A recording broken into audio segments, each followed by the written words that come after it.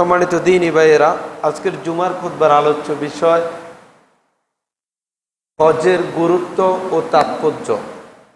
হজের গুরুত্ব ও তাৎপর্য সম্পর্কিত একটি সংক্ষিপ্ত ও তথ্যবহুল আলোচনা করার চেষ্টা করব ইনশাআল্লাহ তাআলা।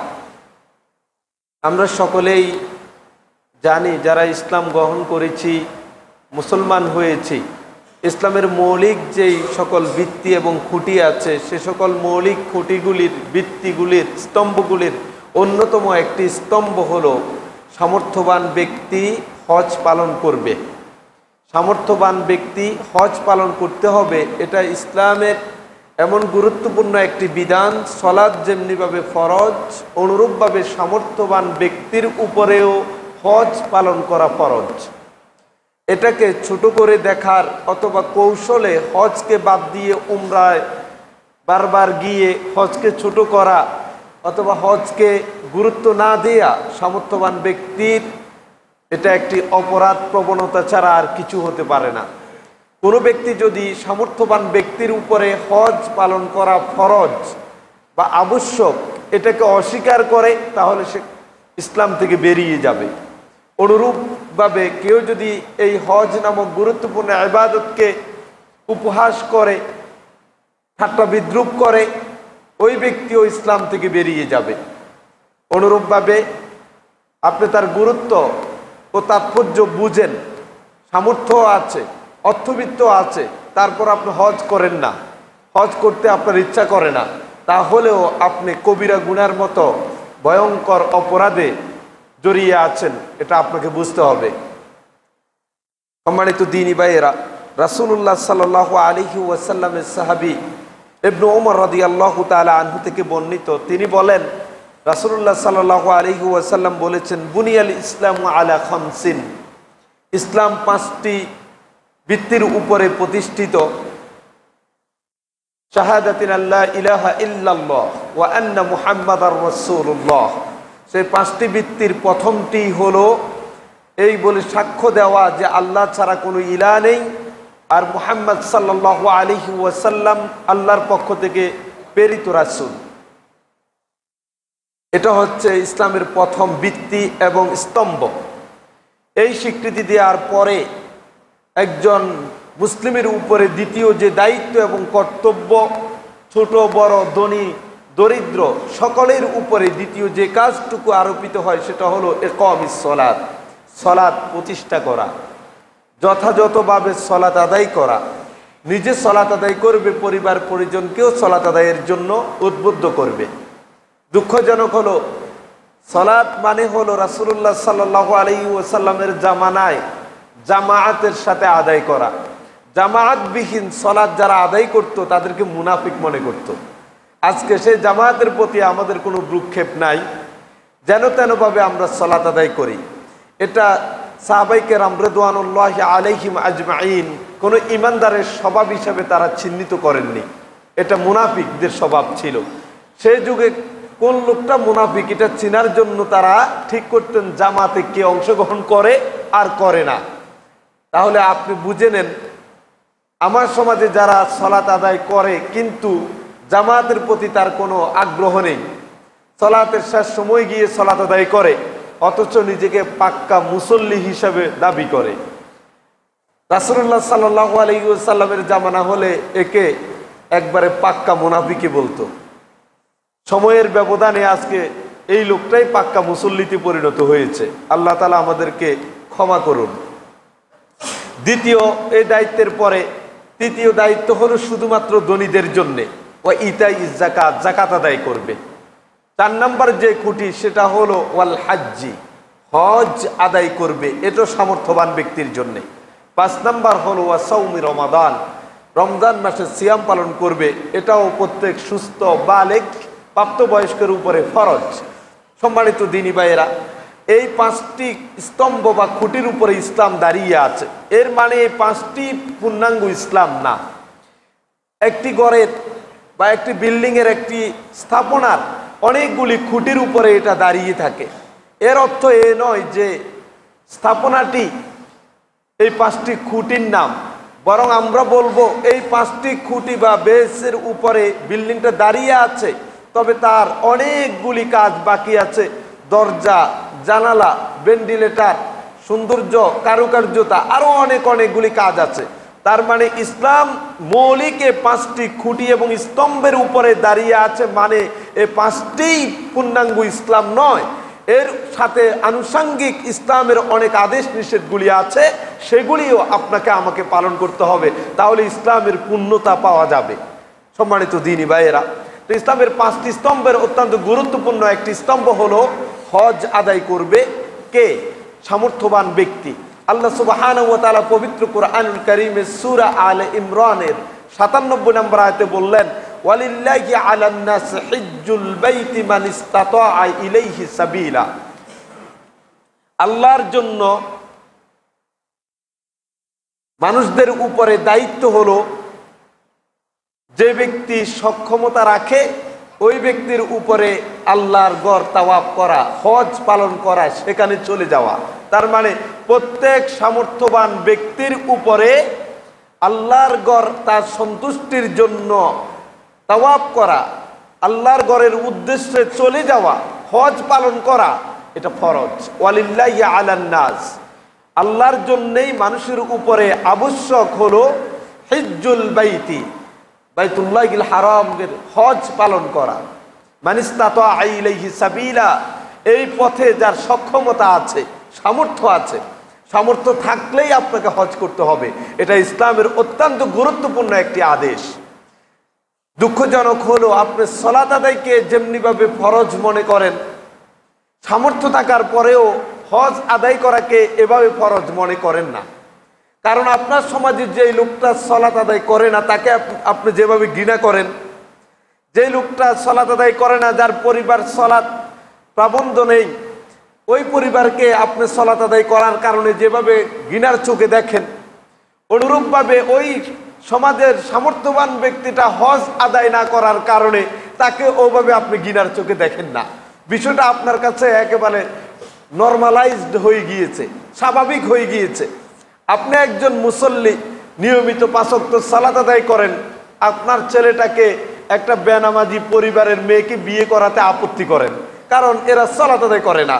কিন্তু আপনার ভিতরে এই চিন্তা কখনোই আসে না যে সমাজের এই লোকটার সামর্থ্য থাকার পরও হজ করে না, সুতরাং এ কারণেও আমার ছেলেটাকে সেখানে বিয়ে করাবো না। এটা আপনার ভিতরে আসে না, কারণ আপনি ব্যাপারটাকে সালাতের চেয়ে কম গুরুত্বপূর্ণ মনে করেছেন। সালাত যেমন আপনার জন্য ফরজ, আপনি সালাত আদায়কারীকে যেভাবে ঘৃণা করেন, সালাত আদায়কারীর ব্যাপারে আপনার যেমন কঠোর অবস্থান থাকে, পাশাপাশি সামর্থ্য আছে হজ পালন করে না, তার প্রতিও আপনার সমান ঘৃণা থাকা উচিত। না হলে বোঝা যাবে এই ঈমান এবং ইসলামের যে দাবি চেতনা, সেক্ষেত্রে আপনার বুঝতে কিছু ত্রুটি হচ্ছে। প্রিয় ভাইয়েরা, আমরা কোরআন এবং সুন্নাহর আলোকে বুঝতে পারি যে হজ প্রত্যেক সামর্থ্যবান ব্যক্তির উপরেই পালন করা ফরজ। এটাকে ছোট করে দেখার কোনো সুযোগ নেই। টাল বাহানা করে এবং পাশ কাটিয়ে ব্যাখ্যা দিয়ে আমি ঋণগ্রস্ত, বাংলাদেশে ঋণগ্রস্ত নাই কি? আপনি যত বড় মিল ফ্যাক্টরি ইন্ডাস্ট্রির মালিক, সে তত বড় ঋণ খেলাপি। হাজার হাজার কোটি টাকা বাংলাদেশ ব্যাংক থেকে নিয়ে এই অবলা সাধারণ মানুষগুলির যে আমানত ব্যাংকে আছে, সেগুলি ব্যাংকের কাছে দিয়েছে নিরাপত্তার জন্যে, আর সেগুলিকে লুটে পুটে নিয়ে যাচ্ছে এক শ্রেণিক রাঘব বোয়ালরা যারা আছে তারা। টাকা হলো আমার আপনার মতো সমাজের খেটে খাওয়া মানুষের কষ্ট উপার্জিত সম্পদ থেকে সেখানে নিরাপত্তার জন্য রাখছেন, আর বিশাল বিশাল রাঘব বোয়ালরা তারা এসে গরিবের টাকাগুলি, মধ্যবিত্ত নিম্নবিত্ত মানুষগুলির টাকাগুলি লোনের নামে, মিল ফ্যাক্টরি করার নামে সেখান থেকে হাতিয়ে নিয়ে আর সে টাকা ফেরত দেয় না, এবং ব্যাংকগুলি দেউলিয়াতে পরিণত হয়। গ্রাহকরা গেলে 5,000-এর বেশি দেয় না। এখন আমরা এটাও দেখি, 5,000 টাকার চেক নিয়ে কোনো কোনো ব্যাংকে দেখা যায় যে দিনের পর দিন সে শুধু ঘুরতেছে, তারপরেও টাকা পাওয়া যাচ্ছে না। তার মানে কি? তো যে কথা বললাম, ঋণ খেলাপি নাই, ঋণ নাই এরকম লোক খুব কম। আপনার ঋণের ব্যাখ্যা এবং কোন ধরনের ঋণ হলে পরে আপনার উপরে হজ ফরজ না, সেটা আপনাকে বুঝতে হবে। ওই ঋণ যেটা আপনার জীবন এবং জীবিকা নির্বাহের তাগিদে আপনি করেছেন, আপনার দিন চলে না, খাবার জুটে না, পরিবার অনাহারে অদ্যাহারে, এইরকম কোনো কাজে যদি একেবারে না হলে আপনার মৌলিক চাহিদাগুলি পূরণ করতে ব্যর্থ হয়ে যাচ্ছেন, সেই ক্ষেত্রে যদি আপনি ঋণ গ্রহণ করেন, ওই ব্যক্তি প্রকৃতপক্ষে ঋণগ্রস্ত।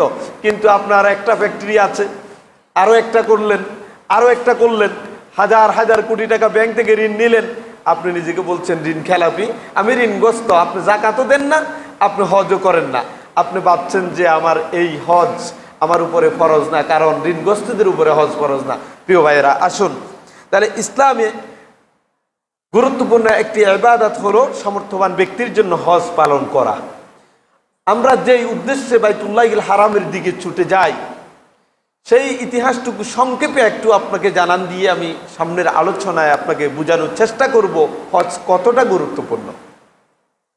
আল্লাহ সুবহানাহু ওয়া তাআলা পবিত্র কোরআনে বললেন, ইন্না আউওয়ালা বাইতিন উদিআ লিন-নাস, অবশ্যই সর্বপ্রথম ঘর এই পৃথিবীতে নির্মাণ করা হয়েছে মানবতার জন্যে, তাবৎ পৃথিবীর মানুষের কল্যাণের জন্যে। হুদাল লিন-নাস, যেখানে মানুষদেরকে হেদায়েত দেয়া হবে। ইন্না আউওয়ালা বাইতিন উদিআ লিন-নাস, মানুষের জন্য এই ঘরকে নির্মাণ করা হয়েছে। লাল্লাযী বিবাক্কাতা মুবারাকাও ওয়া হুদাল লিল আলামিন, ওই যেই ঘরের মধ্যে হেদায়েত আর বরকত পৃথিবীবাসীর জন্য আল্লাহ তাআলা নির্ধারণ করে রেখেছেন।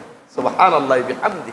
পৃথিবীর প্রথম ঘর, যে ঘরের মধ্যে শুধু হেদায়েত আর হেদায়েত, বরকত আর বরকত, যে ঘরের পানে যদি আপনি ছুটে যান, হৃদয়ের গহীন থেকে যদি আপনি অনুভব করেন, আল্লাহর সন্তুষ্টির জন্য যদি হালাল সম্পদ ব্যয় করে সেই হজ পালনের জন্য বাইতুল্লাহর পানে ছুটে যান, আপনি মনে রাখুন যে এই সম্পদের বিনিময়ে, কষ্টের বিনিময়ে যেদিকে আপনি ছুটে গেলেন, সেই বাইতুল্লাহিল হারাম আপনাকে কখনো বঞ্চিত করবে না। সুবহানাল্লাহি বিহামদি। আপনাকে হেরার রাজ তোরণে উত্তীর্ণ করবে, জান্নাতের অনাবিল সুখ শান্তি সমৃদ্ধময় জায়গা আপনাকে দেখাবে, এবং বরকতময় জীবন, আগত জীবনকে বরকত দিয়ে রাঙ্গিয়ে দিবে। সুবহানাল্লাহি বিহামদি। এমন একটি ঘর আল্লাহ তাআলা পৃথিবীতে সর্বপ্রথম নির্মাণ করেছেন। ইন্না আউওয়ালা বাইতিন, প্রথম ঘর উদিআ লিন-নাস, এটা মানুষদের জন্যই নির্মাণ করা হয়েছে। লাল্লাযী বিবাক্কাতা মুবারাকাও ওয়া হুদাল লিল আলামিন, যেটা মক্কায় মুকাররমায় অবস্থিত, সেখানে রয়েছে হেদায়েত এবং বরকত বিশ্ববাসীর জন্য। প্রিয় ভাইয়েরা, আল্লাহ সুবহানাহু ওয়া তাআলা কোরআনুল কারীমের সূরাতুল হজ্জের 26 নম্বর আয়াতে বলেন, আমি যখন ইব্রাহিম আলাইহিস সালামকে বাইতুল্লাহটা কোন জায়গায় হবে সেটা নির্ধারণ করে দিয়েছিলাম, আল্লাহ কর্তৃক দেয়া নকশার উপরেই বাইতুল্লাহিল হারাম নির্মিত হয়েছে। ওয়া ইয বাওয়ানা লিইব্রাহিমা মাকানাল বাইত, স্মরণ করো সে সময়ের কথা যখন আমি ইব্রাহিম আলাইহিস সালামকে বাইতুল্লাহিল হারামের জায়গাটা নির্ধারণ করে দিয়েছিলাম। কে নির্ধারণ করে দিয়েছে? আল্লাহ, মহান আল্লাহ সুবহানাহু ওয়া তাআলা ইব্রাহিম আলাইহিস সালামকে বাইতুল্লাহিল হারাম কোন জায়গায় হবে, কতটুকু লম্বা হবে, কতটুকু প্রস্থ হবে, সেটা তিনি স্বয়ং নির্ধারণ করে দিয়েছেন। আর আমাদেরকে বলছেন সে সময়ের কথা একটু স্মরণ করো। আমি এক দায়িত্বটুকু ইব্রাহিমকে দিয়েছি, নির্ধারণ করে তাকে বলে দিয়েছি, শোনো ইব্রাহিম, ওয়া তাহহির বাইতিয়া লিত-তাইফিনা ওয়াল কাইমিনা ওয়ার রুকআইস সুজুদ, শুনে রেখো ইব্রাহিম, তুমি এই বাইতুল্লাহ যেটাকে আমি নির্ধারণ করে দিয়েছি, এটা এমন একটি ঘর, যে ঘরটা তাওয়াফ করতে যারা পৃথিবীর দিক বিদিক থেকে ছুটে আসবে, যারা এই বাইতুল্লাহর চারপাশে ঘুরে ঘুরে তাওয়াফ করবে, বাইতুল্লাহকে সামনে নিয়ে রুকু করবে, বাইতুল্লাহকে সামনে নিয়ে সালাত আদায় করবে, তাদের জন্য এই ঘরটাকে তুমি পবিত্র রেখো। সুবহানাল্লাহি বিহামদি। এর আগে বললেন আল্লাহ তুশরিকা বি শাইআ, এবং ওই ঘরটাকে তুমি আমার প্রতি শিরিক হয় এইরকম শিরিক থেকেও তুমি মুক্তি রাখো। সুবহানাল্লাহি বিহামদি। আল্লাহ তুশরিকা বি শাইআ, তুমি আমার সাথে কোনো কিছু শরিক করিও না। তার মানে এই পুত পবিত্র ঘর, যেখানে শিরিক করা হবে না, শিরিক চলবে না, এ ঘরটা পুত পবিত্র অবস্থায় রাখতে হবে। পৃথিবীর তাবৎ মানুষেরা এখানে এসে তাওয়াফ করবে, রুকু করবে, সালাত আদায় করবে, প্রাণ ভরে রবের সাথে কথা বলবে, এটাকে পুত পবিত্র রাখার দায়িত্ব তোমাকে দেয়া হলো। সুবহানাল্লাহি বিহামদি। এরপরে কি কয়? জায়গা ঠিক করে দিলাম, শিরিক করা চলবে না, এটাকে পবিত্র রেখো। তারপরের আয়াতে 27 নম্বর আয়াতে আল্লাহ তাআলা বলতেছেন, এখন এই যে নির্ধারণ করে দিলাম নির্মাণ কাজ শেষ, তোমার যখন নির্ধারণ করা জায়গার উপরে তোমার দায়িত্ব তুমি যথাযথভাবে পালন করলা, এরপরের কাজ হলো ওয়াআযযিন বিন-নাসি বিল হাজ্জি ইয়াতুকা রিজালা। ইব্রাহিম একটা আজান দাও, একটা আজান দাও, মানুষের মধ্যে একটা আজান দাও তথা একটা ঘোষণা দাও, মাইকিং করো। সে সময় তো আর মাইক ছিল না, বড় করে তুমি আজান ঘোষণা দাও, ধ্বনি তুলতে থাকো। কি ব্যাপারে? বিল হাজ্জে, যে মানুষদেরকে জানাও তোমাদের উপরে আল্লাহ তাআলা এই বাইতুল্লাহিল হারামের উদ্দেশ্যে ছুটে আসাকে ফরজ করে দিয়েছেন, এটা ঘোষণা দিয়ে দাও। বলুন তো, ইব্রাহিম আলাইহিস সালাতু ওয়াস সালামের যুগে তো ইন্টারনেট ছিল না, কোনো সামাজিক যোগাযোগ মাধ্যমও ছিল না। সেই ইব্রাহিম আলাইহিস সালামকে আল্লাহ তাআলা বললেন ওয়াআযযিন বিন-নাসি বিল হাজ্জি, ইব্রাহিম তুমি মানুষের মাঝে তাবৎ পৃথিবীর মানুষদেরকে জানানোর জন্য হজের ঘোষণা দাও। ইব্রাহিম আলাইহিস সালাতু ওয়াস সালামকে কথা বলে আল্লাহ বললেন তুমি ঘোষণা দাও, দেখবা ইয়াতুকা রিজালান, পৃথিবীর দিক বিদিক থেকে মানুষেরা পায়ে হেঁটে এ ঘরের দিকে ছুটে আসবে। সুবহানাল্লাহি বিহামদি। তোমার দায়িত্ব কি? ঘোষণা দাও একবার। আর কি করবে? ওয়া আলা কুল্লি দামিরিন ইয়াতিনা মিন কুল্লি ফাজ্জিন আমিক, দুর্গম দূর দূরান্ত থেকে মানুষেরা কিশুকায় উটের পিঠে ছোয়ার হয়ে এ ঘরের পানে ছুটে আসতে থাকবে। ইব্রাহিম আলাইহিস সালাম এই আয়াত নাজিল হওয়ার পরে কি বললেন? ইবনে আব্বাস রাদিয়াল্লাহু তাআলা আনহু বলেন, যখন লাম্মা ফারাগা ইব্রাহিমু মিন বিনাইল বাইতি, ইব্রাহিম আলাইহিস সালাম যখন বাইতুল্লাহর নির্ধারিত জায়গায় বাইতুল্লাহর নির্মাণ কাজ শেষ করলেন, তখন ইব্রাহিম আলাইহিস সালামকে আল্লাহ তাআলা বললেন তুমি এখন মানুষের মধ্যে হজের ঘোষণা দাও, আজান দাও। ইব্রাহিম আলাইহিস সালাম বললেন ইয়া রব্বি ওমা ইয়াবলুগু সাউতি, হে আমার রব, আমার আওয়াজ কেমনে পৌঁছবে? কিভাবে আমার আওয়াজটা পৌঁছবে? আমি তো বুঝতেছি না, আমি এই আওয়াজ মানুষের কাছে পৌঁছাইবো কিভাবে? যে আওয়াজ শুনে পৃথিবীর দিক বিদিক থেকে মানুষের বাইতুল্লাহর দিকে ছুটে আসবে কেমনে? তখন আল্লাহ তাআলা ইব্রাহিম আলাইহিস সালামকে বললেন আযজিনু আলাইয়াল বালাগ, ইব্রাহিম তোমার দায়িত্ব ঘোষণা দেওয়া, আজান দেওয়া। পৃথিবীর আনাচে কানাচে দুর্গম সেই মরুপান্তর গুলিকে পাড়ি দিয়ে দিকে দিকে আওয়াজ পৌঁছিয়ে দেওয়ার দায়িত্ব আমি আল্লাহ। সুবহানাল্লাহি বিহামদি। তোমার দায়িত্ব হলো ঘোষণা দেওয়া, ঘোষণা দাও, আর আমার দায়িত্ব হলো মানুষের কর্ণকুহুরে এটা পৌঁছিয়ে দেওয়া। ফানাদা ইব্রাহিম, ইব্রাহিম তখন পাহাড়ের উপরে উঠে, কোন কোন বর্ণনা এসেছে কুবাইস পাহাড়, কোন বর্ণনা এসেছে সাফা পাহাড়, সেখানে উঠে যারা হজ করেছেন দেখেছেন বাইতুল্লাহর একবারে অনতি দূরেই, খুব কাছে সাফা পাহাড়, সেখানে দাঁড়িয়ে ইব্রাহিম আলাইহিস সালাম বড় আওয়াজে তিনি ঘোষণা দিলেন। কি ঘোষণা দিলেন? ইয়া আইয়ুহান নাস কাতাবা আলাইকুমুল হজ্জ, ইয়া আইয়ুহান নাস কুতিবা আলাইকুমুল হজ্জ, হে পৃথিবীর মানুষ তোমাদের উপরে হজ ফরজ করা হয়েছে। হে পৃথিবীর মানুষ তোমাদের উপরে হজ করা ফরজ করা হয়েছে ইলাল বাইতিল আতিক, এই বাইতুল্লাহিল হারামের উদ্দেশ্যে। সুতরাং ফাহাজ্জু, তোমরা হজ আদায় করো, সামর্থ্যবান ব্যক্তিরা তোমরা হজ পালন করো। ইবনে আব্বাস রাদিয়াল্লাহু তাআলা আনহু তিনি বলেন ফাসামিআহু মা বাইনাস সামাই ওয়াল আরদ, এই আওয়াজটা ইব্রাহিম আলাইহিস সালামের মুখ থেকে বের হতে দেরি হয়েছে, আসমান জমিনে আল্লাহর যত সৃষ্টিকুল আছে সকলের কর্ণকুহুরে আল্লাহ তাআলা পৌঁছিয়ে দিয়েছেন। যার কারণে দেখেন আমরা কি ইব্রাহিমের জামানায় ছিলাম না, কিন্তু আমাদের এই আওয়াজ কিয়ামত পর্যন্ত যত মানুষ আসতে থাকবে সকলের কর্ণকুহুরে, হৃদয়ের গহীনে এই আওয়াজ বাজতে থাকবে। পাগল উম্মাদের মতো বাইতুল্লাহিল হারামের দিকে ছুটতে থাকে, কিসের টানে যায়? সুবহানাল্লাহি বিহামদি। আফালা তারান নাস ইয়াজিউনা মিন আকসাল আরদি ইউলাব্বুন, ইবনে আব্বাস বলে, দেখো না তোমরা পৃথিবীর আনাচে কানাচে থেকে দূর দূরান্ত থেকে মানুষেরা বাইতুল্লাহর দিকে ছুটে আসে আর তালবিয়া পাঠ করতে থাকে, লাব্বাইক আল্লাহুম্মা লাব্বাইক, লাব্বাইক লা শারীকা লাকা লাব্বাইক, ইন্নাল হামদা ওয়ান নি'মাতা লাকা। এভাবে তালবিয়া একের পর এক তালবিয়া পাঠ করতে থাকে, বাইতুল্লাহর সামনে হাজিরা দেয়, পৃথিবীর বিভিন্ন জায়গা থেকে সেখানে এসে উপস্থিত হয়। প্রিয় ভাইয়েরা, তাহলে বোঝা গেল আল্লাহ সুবহানাহু ওয়া তাআলা ইব্রাহিম আলাইহিস সালামের মাধ্যমে বাইতুল্লাহর নির্মাণ কাজ শেষ করে তার মাধ্যমে ঘোষণা দিয়ে কিয়ামত পর্যন্ত যত মানুষ পৃথিবীতে আগমন করবে সকল মানুষের কর্ণকুহুরে আওয়াজ পৌঁছিয়ে দিয়ে সামর্থ্যবান ব্যক্তিদেরকে এই কথাই প্রতিধ্বনিত করছেন যে তোমার উপরে হজ আদায় করা ফরজ, হজ আদায় করতে হবে। রাসূলুল্লাহ সাল্লাল্লাহু আলাইহি ওয়াসাল্লামের সাহাবী ইবনে আব্বাস রাদিয়াল্লাহু তাআলা আনহু থেকে বর্ণিত, তিনি বলেন যে খতাবানা রাসূলুল্লাহ সাল্লাল্লাহু আলাইহি ওয়াসাল্লাম, রাসূলুল্লাহ সাল্লাল্লাহু আলাইহি ওয়াসাল্লাম একবার আমাদেরকে একটা ভাষণ দিলেন। সেই ভাষণে তিনি বললেন, আইয়ুহান নাস, ও হে মানুষেরা, ইন্নাল্লাহা কাতাবা আলাইকুমুল হজ্জ ফাহাজ্জু, আল্লাহ তাআলা তোমাদের উপরে হজকে ফরজ করেছেন, সুতরাং তোমরা হজ আদায় করো। এই কথা শোনার পরে উপস্থিত সাহাবীদের মধ্যে আকরা ইবনে হাবিস রাদিয়াল্লাহু তাআলা আনহু, তিনি বললেন, আফি কুল্লি আমিন ইয়া রাসূলুল্লাহ, এই হজ কি প্রত্যেক বছরে আমাদের উপরে ফরজ? রাসূলুল্লাহ সাল্লাল্লাহু আলাইহি ওয়াসাল্লাম কিছু বললেন না, না বলে তিনি চুপ ছিলেন।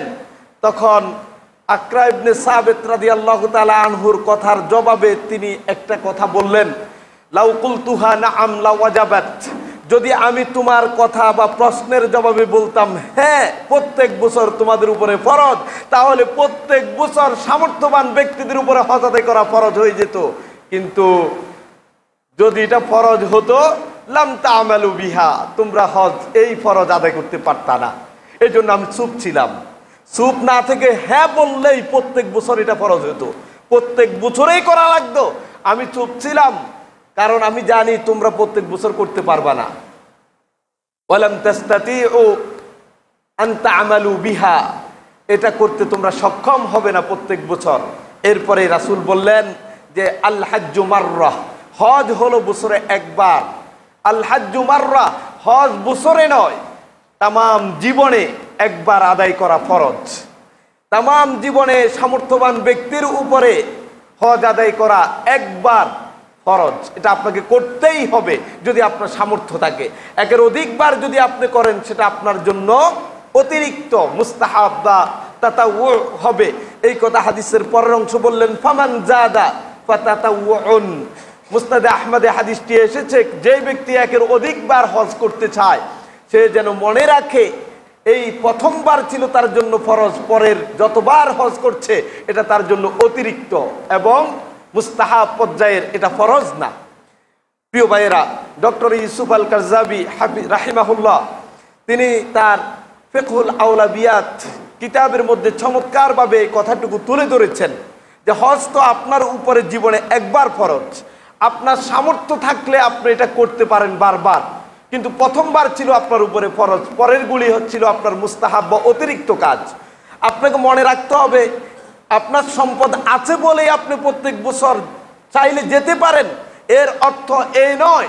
আপনাকে দেখতে হবে আপনার পরিবার পরিজন, আত্মীয় স্বজন, প্রতিবেশী এমন কেউ আছে কিনা যারা দুস্থ, অভাবী, বিধবা এবং অনাথ, যারা জীবিকা নির্বাহ করতে পারছে না, অর্থের অভাবে চিকিৎসা করতে পারছে না এবং যাদের সহায় সম্বল নেই, এই সকল মানুষগুলি যদি আপনার পরিবার পরিজন আশপাশের প্রতিবেশীর মধ্যে থাকে, সেইগুলিকে দেখভাল করার দায়িত্ব আপনি সম্পদশালী ব্যক্তির উপরে ফরজ।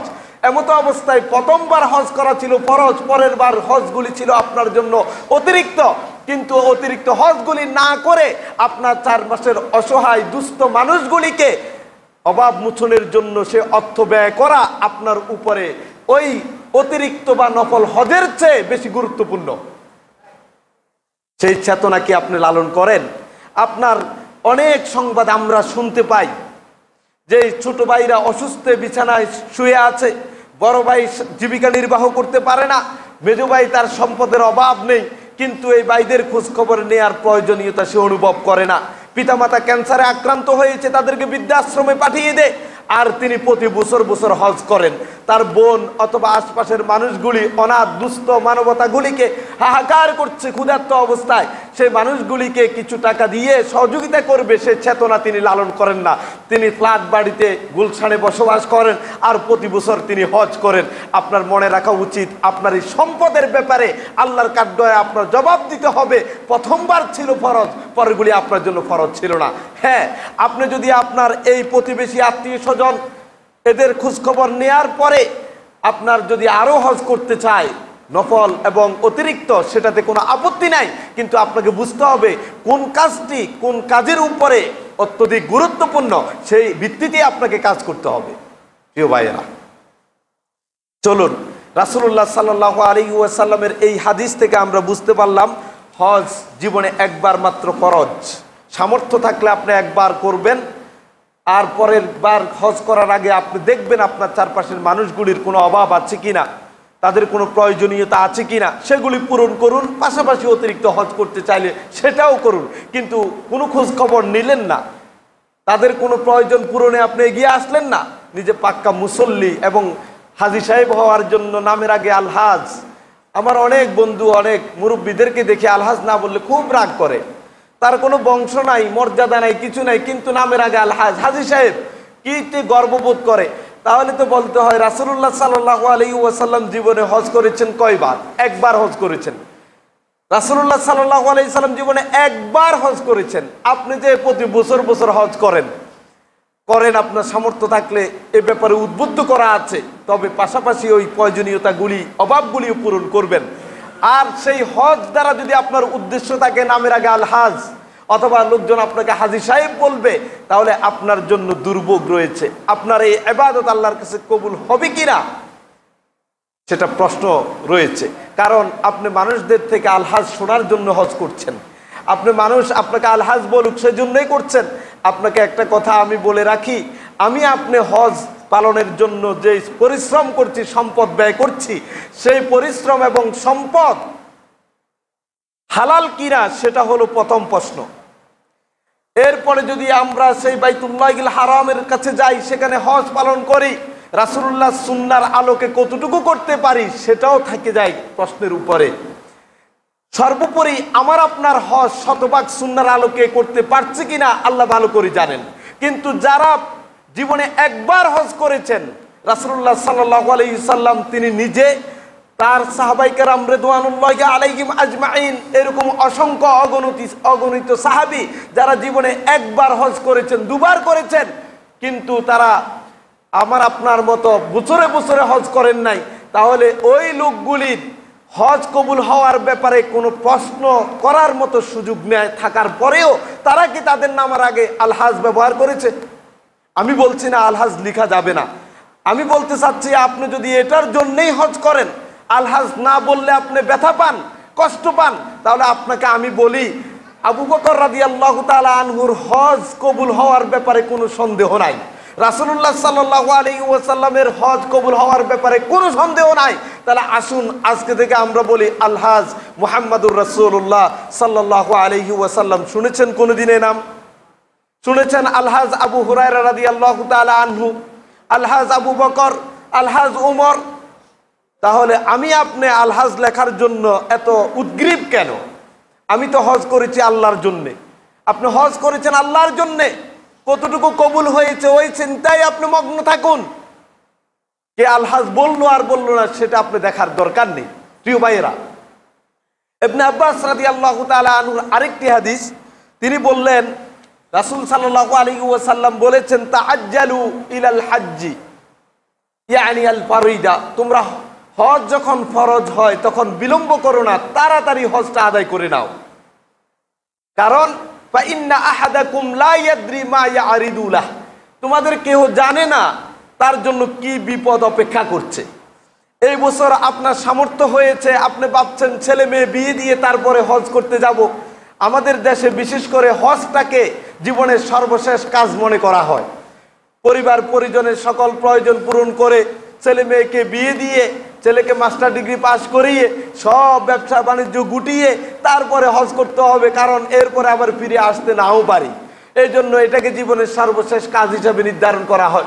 ইতিমধ্যে হাজী সাহেবের বয়স 70 বা 60, তিনি অজু করলে অজু আছে কিনা সেটা বোঝার মতো সুযোগ হয় না, অথবা ইসলামের বিধিবিধানগুলি যথানিয়মে পালন করার মতো জ্ঞান অর্জন করার তার সুযোগ নেই, সেগুলি যথাসময়ে পালন করার মতো তার কোনো সক্ষমতা নেই। এই ধরনের ব্যক্তিদের হজ করা আর না করা সমান, কারণ তার তো সামর্থ্য বা ফরজ যদি আগে হয়ে থাকে, সে অবহেলা করে করে এটাকে বিলম্ব করছে। কারণ হজ অত্যন্ত কষ্টদায়ক একটি ইবাদত, যেখানে লক্ষ লক্ষ মানুষের ভিতরে 5 থেকে 7 দিন এত কঠোর পরিশ্রম করে আপনাকে হজ করতে হয়। এই হজের মতো গুরুত্বপূর্ণ ইবাদতটাকে সম্পন্ন করতে হয়, যেটা শক্তি এবং সামর্থ্য ছাড়া কখনো সম্ভব না। এজন্য রাসূলুল্লাহ সাল্লাল্লাহু আলাইহি সাল্লাম বললেন, হজ ফরজ হয়েছে সাথে সাথে তাৎক্ষণিক তোমরা হজটা করে ফেলো, কারণ তোমরা জানো না কখন বিপদটা আসে, অথবা কখন টাকা নষ্ট হয়ে যায়। আপনি টাকা রেখেছেন যে হজ করব, অথচ আপনি এই টাকা দিয়ে হজ করলেন না, পরের বছর আপনার স্ত্রীর এমন অসুখ হলো, সে টাকার অর্ধেক চলে গেল, অথবা সবটুকু ব্যয় করে ফেললেন, তাহলে তার হজ করতে পারলেন না আপনি। অথচ এর আগের বছর আপনার স্ত্রী যখন সুস্থ ছিল, তখন তো আপনি হজ করতে পারতেন। আর এই হজের কারণে আল্লাহ তাআলা হয়তোবা আপনার স্ত্রীর পরিবারের এই অভাব, এই সমস্যা সবকিছু তিনি দূর করে দিতেন। কারণ রাসূল সাল্লাল্লাহু আলাইহি সাল্লাম বললেন, তাবিউ বাইনাল হজ্জ ওয়াল উমরাহ, হজ এবং উমরা বারবার করো। বারবার করো মানে বলবেন যে একটু আগে না করলেন, না করেছি, আপনাকে প্রয়োজনীয়তা বুঝতে হবে।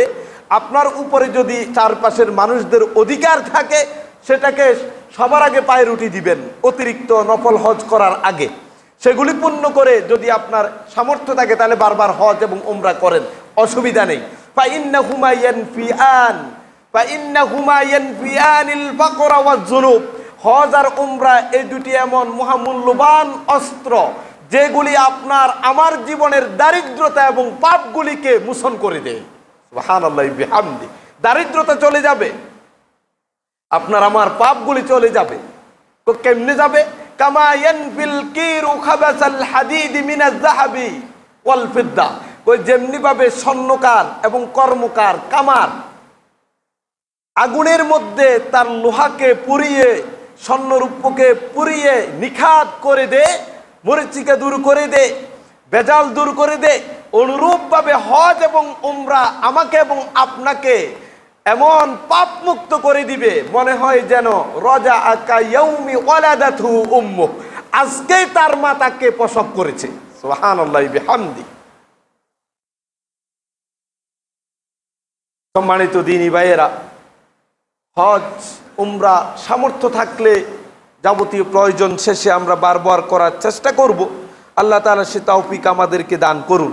কিন্তু যেই হজ আমাকে আপনাকে জান্নাতের পথ দেখায়, সে হজটা কেমন হওয়া উচিত? রাসূল সাল্লাল্লাহু আলাইহি ওয়াসাল্লাম বললেন, মান হাজ্জা ফালাম ইয়ারফুস ওয়ালাম ইয়াফসুক রাজা কা ইয়াউমিন ওয়ালাদাতহু উম্মু, যে ব্যক্তি হজ করে ওই হজের মধ্যে কোনো পাপ কাজ করে না, কোনো যৌনাচার করে না, কোনো অশ্লীল কথা বলে না, কারো গীবত করে না, শুধু এক আল্লাহর ধ্যানে শেষ পড়ে থাকে, ওই লোকটার হজ হলো এমন যে মনে হয় যেন আল্লাহর কাছ থেকে সে আজকেই পৃথিবীতে তার মা তাকে প্রসব করে পাঠিয়েছে।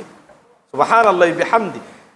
কুরআনুল কারীমে আল্লাহ তাআলা বললেন, আল হাজ্জু আশহুরুম মা'লুমাত ফামান ফারাদা ফীহিন্নাল হাজ্জ ফালা রাফাসা ওয়ালা ফুসুকা ওয়ালা জিদালা। হজ বছরের নির্দিষ্ট কয়েকটি মাসের মধ্যে আপনাকে হজের প্রস্তুতি নিতে হয়। সেই মাসগুলি হলো শাওয়াল, যুলকাদা, যুলহিজ্জা।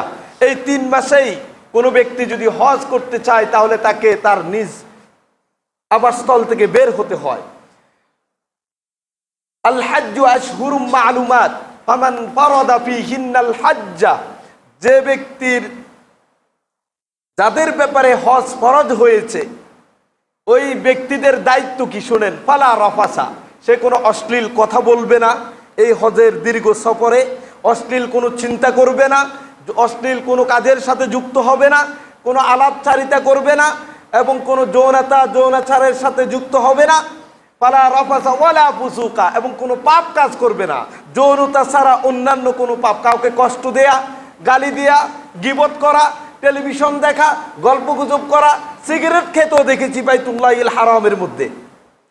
আমাদের দেশ থেকে হজ করতে যায় এক শ্রেণীর মানুষদেরকে আমরা দেখি, এবং অনেক ভাইদেরকে হজ পালন করে এসে তাদের বন্ধুবর্গের ব্যাপারে বলতে শুনি যে প্রথম গিয়ে আবেগ উদ্বেলিত হতে থাকে, আবেগের একেবারে উমরা একটার জায়গায় 10টা করে, বাইতুল্লাহ থেকে আর বের হতে চায় না। সপ্তাহখানেক না যেতে তার ইবাদতের মধ্যে ঘাটতি হতে শুরু হয়। 5 ওয়াক্ত সালাতও বাইতুল্লাহিল হারামে গিয়ে পড়ে না, গল্পগুজব করে সময় কাটায়।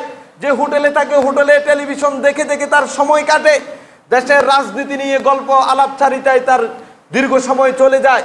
গীবত এবং বন্ধুদের কে কোন ক্যাম্পে আছে, কে কোন হোটেলে আছে, কার খাবার দাবার কেমন, কে কেমন প্যাকেজ বুক করছে, এ নিয়ে আলাপচারিতায় তার দিন কাটে। প্রিয় ভাই, একবার চিন্তা করুন, আপনার জীবনে একবার বাইতুল্লাহিল হারামের উদ্দেশ্যে গেলেন, জীবনে দ্বিতীয়বার নাও যেতে পারেন, সে সামর্থ্য আর নাও হতে পারে। আপনি তো এটাকে গানিমত মনে করা দরকার ছিল। আপনার পুরো সময়টাকে আল্লাহর ইবাদতে কিভাবে কাটানো যায় সেটার জন্য পূর্ব পরিকল্পনা আপনার থাকতে হবে। সেখানে গীবত নয়, গীবত, গালিগালাজ, মানুষকে কষ্ট দেয়া, বিভিন্ন আলাপচারিতা, রাজনীতি এবং বন্ধুবর্গের যে সুযোগ সুবিধা, এ নিয়ে আলাপচারিতা করে আপনি যদি সময় কাটান, তাহলে আপনার মতো হতবাগা, দুর্ভাগা, পোড়া কপাল আর কেউ হতে পারে না। গল্প করার সময় জীবনে অনেক পাবেন, কিন্তু বাইতুল্লাহিল হারামে দ্বিতীয়বার আপনার কপালে নাও জুটতে পারে। সেই বাইতুল্লাহর কাছে গিয়ে আপনি গল্প করে সময় কাটান কেমনে? সিগারেট খায়, গালিগালাজ করে। এক শ্রেণীর মানুষদেরকে দেখি, সব কথা বলতে পারবো না, দেখছি যে আমরা যখন বাইতুল্লাহ গিয়েছি, কে কোথায় খাবার দেয়, বাঙালি আফ্রিকার কিছু দেশের মতো আমাদের দেশের বাইরে ওই অপেক্ষায় থাকে। কোনো আরাবিয়ান যদি খেজুরের বক্স নিয়ে আসে, সবার আগে যারা ঝাঁপিয়ে পড়ে আফ্রিকানদের সাথে রোলো আমরা। আর সালাত নামাজ পড়তে যায়, কোন জায়গায় খাবার বিলি করে ওইটা খুঁজে খুঁজে বেড়ায়। আর যে যত বেশি খাবার পায় সে তত মনে করে আমি আল্লাহর মনে খাস বান্দা হয়ে গেছি, খাবার আমার কাছে শুধু আসে। তুই তো এক প্যাকেটও পালি না, দেখ আমার কাছে 5টা। তার মানে আমি তো হজে আসছি, আমার সব গুনাহ টুনা মাফ হয়ে গেছে এবং আমি আল্লাহর খুব গ্রহণযোগ্য ব্যক্তি হয়ে গেছি, এই জন্য আমার কোনো অভাব নাই। হজ আমার গুনাহ মাফ করছে, আমার দারিদ্রতা নাই, দেখ খাবার শুধু খাবার আসে। দেখছেন প্রিয় ভাইয়েরা, আল্লাহকে স্মরণ করুন। যারা হজে যায় তাদেরকে কথাগুলি গভীরভাবে উপলব্ধি করার জন্য বলছি। আর যারা যেতে পারছেন না, আল্লাহর কাছে তৌফিক কামনা করেন, তিনি যাতে আমাদেরকে বাইতুল্লাহিল হারাম তাওয়াফ করার তৌফিক দান করেন এবং সুন্নাহর আলোকে যাতে আমরা আদায় করতে পারি সে তৌফিক তিনি দান করেন। আল্লাহ তাআলা বললেন ফালা রাফাসা ওয়ালা ফুসুকা ওয়ালা জিদাল, কোনো ঝগড়া বিবাদও করবা না। 3টা কথা বলেন আল্লাহ তাআলা, যে এই হজের দীর্ঘ সফরে যেই লোকটা হজ পালনের জন্য বেরিয়ে পড়লো, সে অশ্লীল কোনো কাজ করবে না, চিন্তা করবে না, আলাপচারিতাও করবে না, যৌনতার কোনো কাজের সাথে সে যুক্ত হবে না, এবং কোনো পাপ কাজ, যৌনতা ছাড়া অন্যান্য পাপ কাজ তার দ্বারা হবে না, ঝগড়াঝাটি করবে না। বিশেষ করে সেখানে যৌনতাটাকে আলাদা করলেন কেন, আবার ঝগড়াঝাটির কথাটাকে আলাদা করলেন কেন? সোজা বলতেই তো পারতেন আল্লাহ তাআলা ফালা ফুসুকা, যে কোনো পাপ করবা না। পাপ বললে তো সবগুলিকে বুঝায়। আল্লাহ তাআলা এই কথা বলার কারণ হলো, হেকমত হলো, আপনি সারা পৃথিবী থেকে লক্ষ লক্ষ মানুষের যেই সমাগম স্থল, যেখানে পৃথিবীর দিক বিদিক থেকে সুন্দরী, কালো, বিভিন্ন বর্ণের গোত্রের মানুষদের মিলনস্থল হয়, সেখানে অনেক মানুষদেরকে দেখে বিশ্বাস করুন তারা সুন্দরী মেয়েদের পাশে গিয়ে দাঁড়িয়ে থাকে, তাওয়াফ করার সময় তাদেরকে ঘেঁষে ঘেঁষে তাওয়াফ করে। আরাফার মাঠে গেলে ওই সকল নারীদের পাশে বসে তারা অবস্থান করতে পছন্দ করে। বাংলাদেশে যারা গরু কিনাতে ব্যস্ত, আমাদের পরিচিত একজনের কথা এরকমই শুনেছি, সেই গরু কেনার জন্য, দুম্বা কেনার জন্য কোমরের মধ্যে গামছা বেঁধে বলতেছে আমি নিজে কিনবো। এই হলো আমাদের দেশের হাজী সাহেবদের চিত্র। আমি বলছি না সব খারাপ, তবে অধিকাংশই ভালো। 2-4 জন যারা এরকম করছে বা গুটি কয়েক মানুষ যারা করছে, তারা আসলে আল্লাহর কাছ থেকে সেই মর্যাদা এবং সম্মান তারা পেতে পারে নাই। আল্লাহ তাআলা কেন বললেন যে ঝগড়াঝাটি করো না? কারণ হলো এই লক্ষ লক্ষ মানুষের ভিতরে আপনাকে একজন ঠেলা দিবে, আপনার পায়ের মধ্যে পা লাগবে, আপনার কাপড় খুলে যাবে, আপনার গায়ের উপর আরেকজন এসে পড়বে, আপনাকে এখানে ধৈর্যের পরিচয় দিতে হবে। না হলে আপনার মেজাজ যদি বাংলাদেশের এই পরিবেশে থেকে যেভাবে তৈরি করে নিয়েছেন সেখানে গিয়েও যদি আপনি চড়ে উঠেন, আপনি যদি তার উপর খেপে উঠেন, সেটাকে নিয়ন্ত্রণ করার জন্য আল্লাহ তাআলা বলেন ওয়ালা জিদালা, কোনো ঝগড়া বিবাদ করতে পারবে না, কারণ সেখানে তোমাকে কষ্টের পর কষ্ট সহ্য করেই এই হজের কাজ সম্পন্ন করতে হবে। প্রিয় ভাইয়েরা, রাসূলুল্লাহ সাল্লাল্লাহু আলাইহি ওয়াসাল্লাম তিনি বললেন বিররুল হাজ্জি, সবচেয়ে পুণ্যময় হজ হলো ইতআমুত আম ওয়া তিবুল কালাম, আপনার অপরকে খাবার খাওয়ানো এবং সুন্দর কথা বলে দেয়া।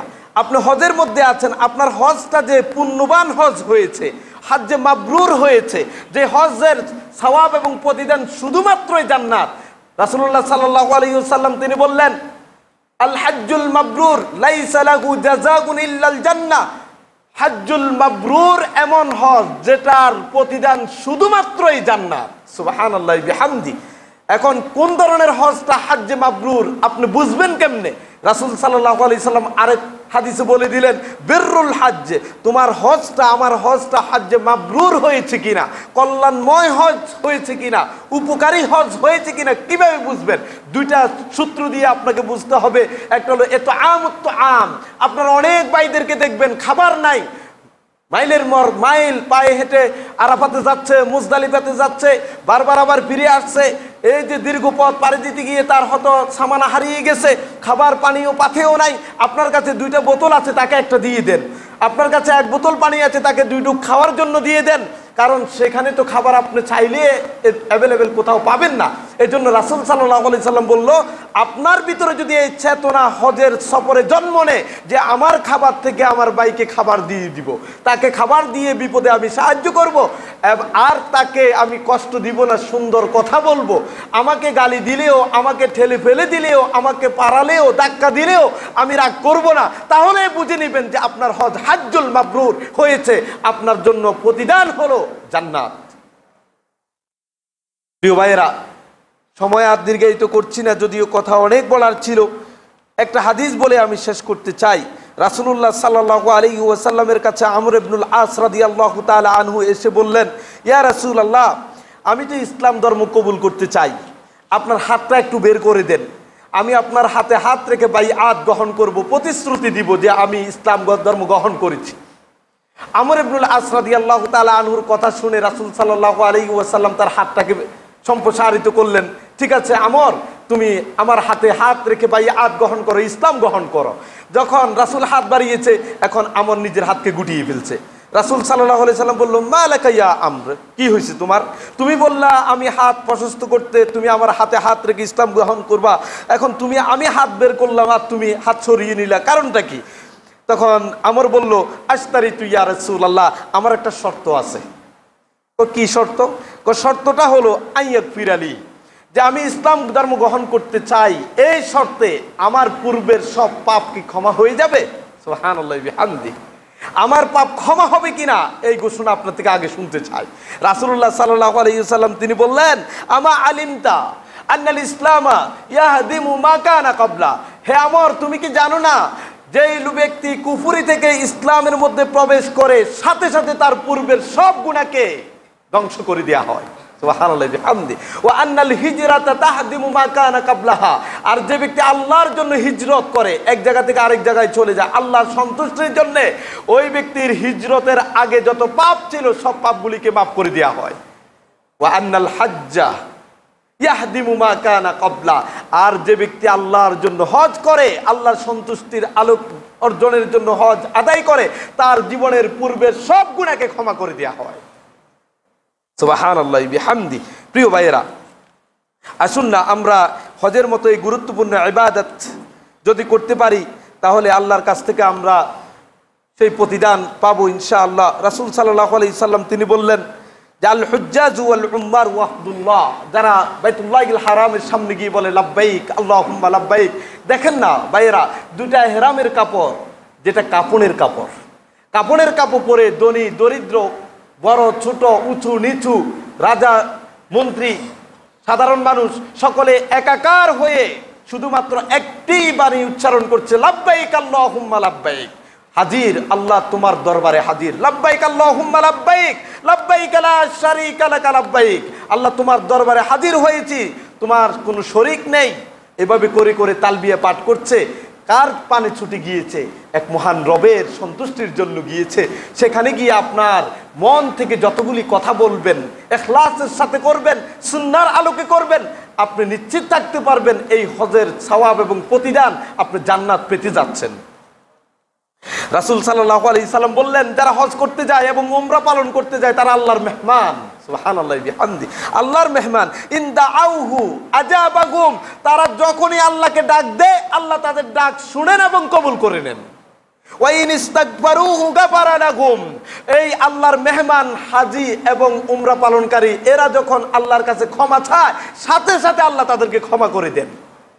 রাসূলুল্লাহ সাল্লাল্লাহু আলাইহি ওয়াসাল্লামের সাহাবী উমর ইবনুল খাত্তাব রাদিয়াল্লাহু তাআলা আনহু রাসূলের কাছে অনুমতি চাইলেন, ইয়া রাসূলুল্লাহ আমাকে একটু অনুমতি দেন, আমি উমরা পালন করে আসি মদিনায়। তারা রাসূল বলল, ঠিক আছে যাও, তবে লা তানসানা ইয়া উখাইয়া, যখন বাইতুল্লাহর সামনে দাঁড়িয়ে তুমি তোমার জন্য রবের কাছে দোয়া করবে, কথা বলবে, দুটো হাত তুলবে, তখন আমাদের কথা ভুলে যেও না। সুবহানাল্লাহি বিহামদি। বিশ্বনবী মুহাম্মদুর রাসূলুল্লাহ তিনি উমর ইবনুল খাত্তাবের কাছে দোয়া চেয়েছেন।